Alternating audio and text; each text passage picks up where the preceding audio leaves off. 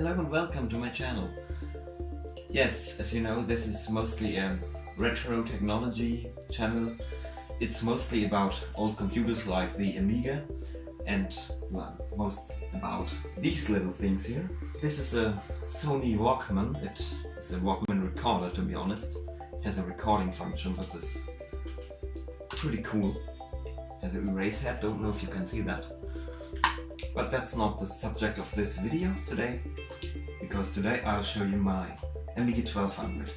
I really love this little machine, and yeah, let's fire it up and see what it can do.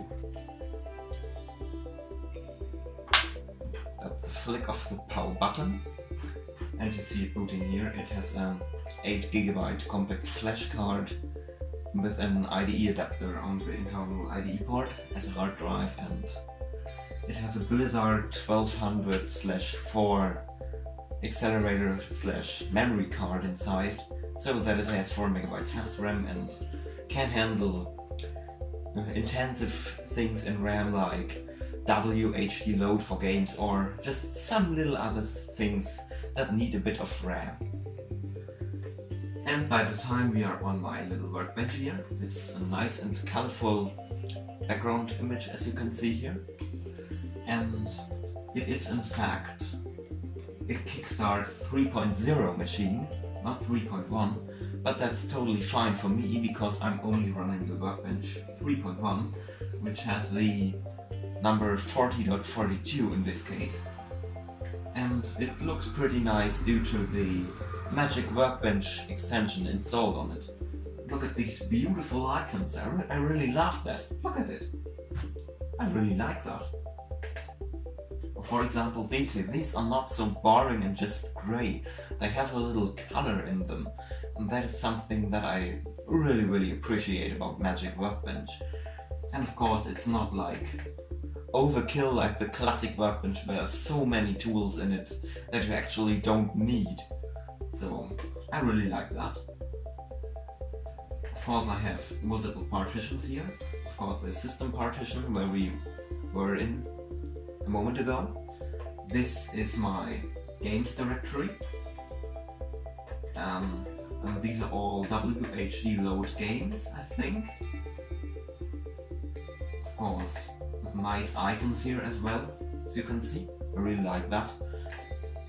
Those can be shown without an RTG, or also known as a graphics card for Amiga, on AGA chip, that due to the icon library from Peter K from the A1K forum in Germany.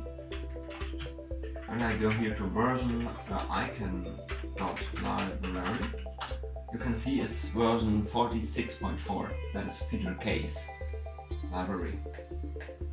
And it makes almost any kind of icon displayable on plain AGA chipset, and as you can see, that's very nice looking here. I'm running a screen mode which is high-res interlace at 64 colors, because that's just enough. I could turn it up to 256 or 128, but that's just not necessary and only takes up my chip mem. And like this, I have about 1.5 megabytes of chip mem free. Of course, 2 megabytes are the complete chip mem this Amiga 1200 has. There are more partitions left to watch in. This is my applications or programs partition. And here are multiple interesting things, like here are my tracker tools, my mostly used applications on the Amiga. Here, for example, Octamed. It looks pretty strangely here. And that is, I think, more professional sound tracker tool. You can of course play normal mods with it. I don't really use this pretty often because I think it's pretty complicated to use.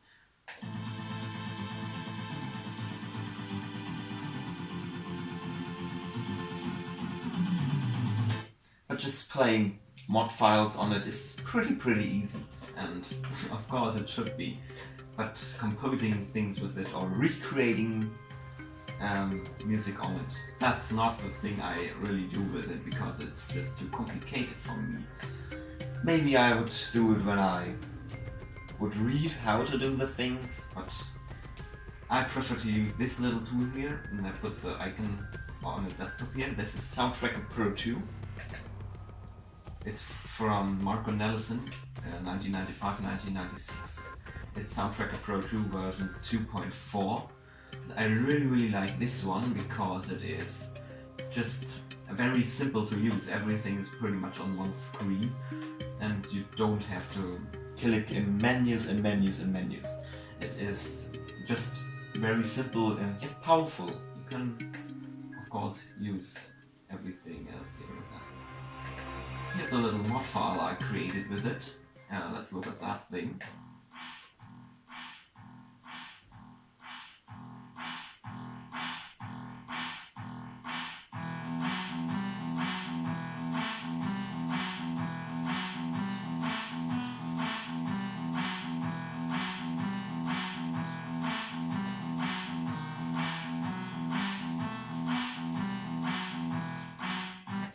That's a remake of the SIP version of the menu tune from the great Gianna Sisters. And if you want to have the file of that mod, check the description of the video, I've linked it there. And here are pretty much other tools in it, like here Amplifier. That is pretty much a wave file player. You can play just plain wave music files or sound files with it, not very complicated thing.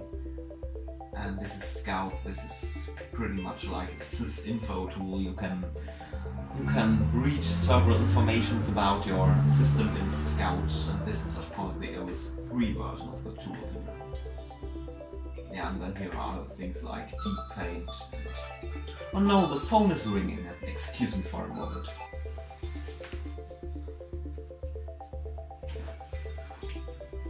Phone call is done, so I'm back here.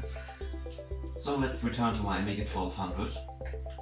And I showed you here is Deep Paint. That's a paint tool, of course. Everybody knows it. Here, it's version 3. It doesn't even support the AG8 chipset. That's my favorite Deep Paint version. So yeah, this is just a basic paint tool for the Amiga. Actually, it's not that basic because it has some pretty cool features, but I will cover that in a future episode. Not feature, future, of course.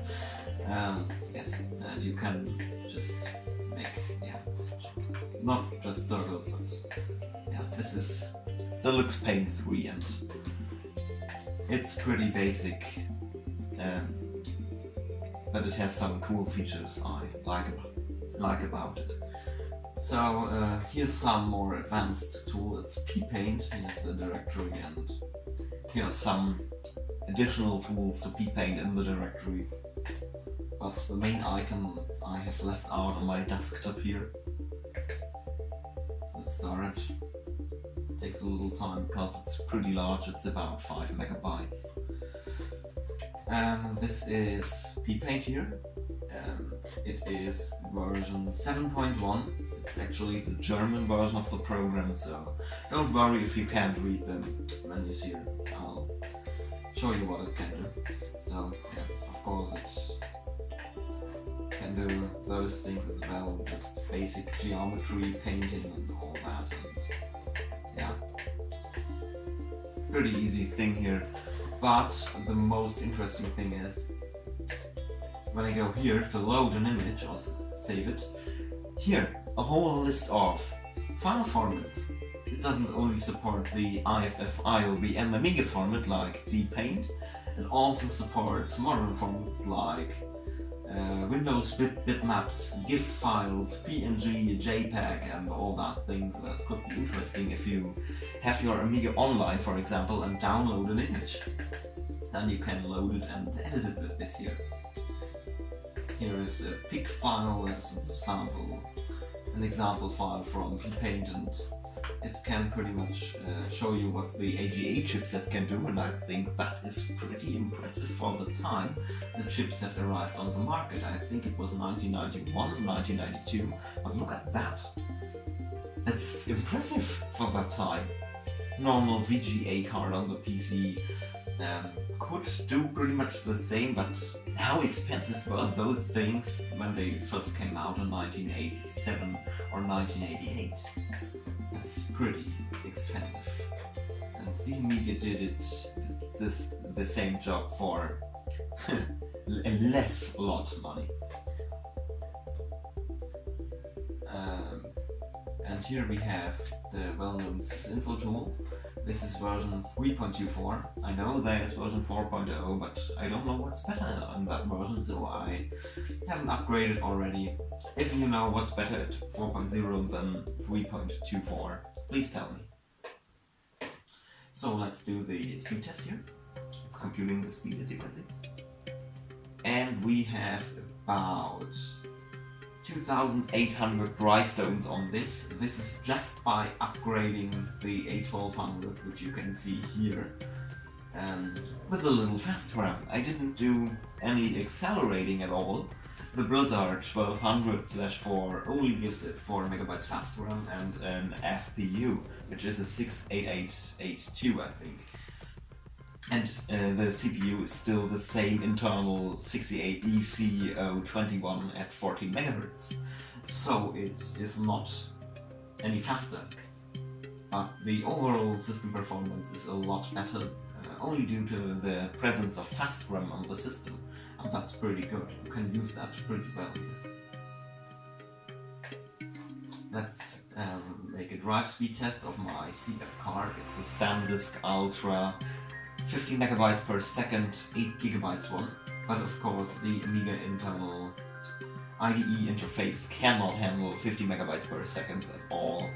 Actually, it's pretty slow, but it's enough.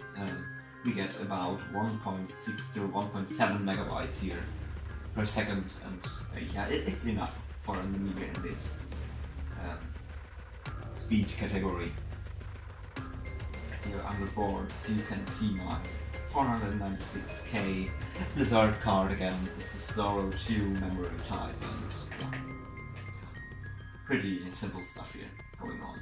Nothing special really. Let's close that.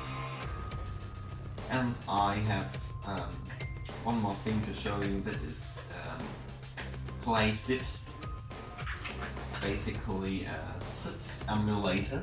A SID chip from the C64, the sound chip, and I think it emulates an 8581, and you can play SID music files on that, like it from Flimbo's Quest. I really like that tune. It's really cool. I could go happy all day with this. It's so nice.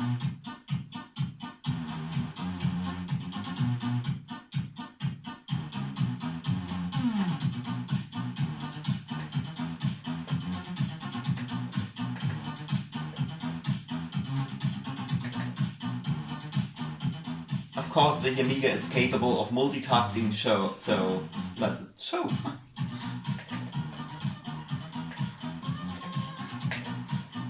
We have the SID music emulator running, playing music, and at the same time the boing ball jumping around my screen here. Think about when the Amiga first came out in 1985. This would already have been possible on the original Amiga 1000, and that was so impressive for the time. Really cool, compared with the C64. Yeah, the SID would be present there, but it would be emulated. It wouldn't be emulated, right? So, way much less computing power. Now let's close this thing here. Remember to click the actual close button in here to unload the SID file from memory, so it won't take up your RAM. And then you close the program. So here is basically my files partition. There are my pictures and my music files and samples, which I did here with this AL Amiga 500 and 2000 audio sampler. It is originally just for the 500 and 2000, this little thing here, but it also works on every other Amiga which has a normal parallel port. So, pretty awesome thing. Yeah, and really not much more to see here on this system. It's pretty basic, as I've said, but I love this Amiga 1200. The 2000 is another machine, so that is what I will show you in another episode. Yeah, I really like that thing, and I hope you like it too. Let's see you next time.